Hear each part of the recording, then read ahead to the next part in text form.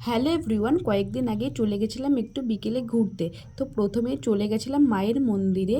আমাকে অনেকেই জিজ্ঞাসা করে যে তুমি কি রোজই মায়ের মন্দিরে যাও? না গো, আমি রোজ যাই না, তবে যেদিন আমি ঘুরতে বেরোই সেদিনে আমি প্রথমে মায়ের মন্দিরে যাই। মায়ের মন্দিরে গেলে একটা আলাদা শান্তি কাজ করে। যারা রোজ যায় বা যারা মাঝে মাঝে যায় তারাই সেটা খুব ভালো করে বোঝে। এরপর আমরা জোংরাদাহ মন্দির থেকে ঘুরে চলে এসেছিলাম ফুচকা খাওয়ার জন্য। এদিনকে ফুচকাটা খেয়েছিলাম হসপিটাল গেটের অপোজিটে যে কাকুটা বসে তার কাছে।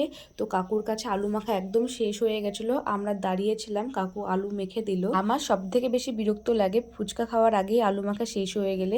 ফুচকার সামনে আসলে দাঁড়িয়ে থাকা যায় না, মনে হয় কখন ফুচকাটা প্লেটে পড়বে। সে যাই হোক, লাস্ট পর্যন্ত ফুচকাটা আমার প্লেটে চলে এলো। এখানকার ফুচকাটা বেশ ভালোই হয়েছিল।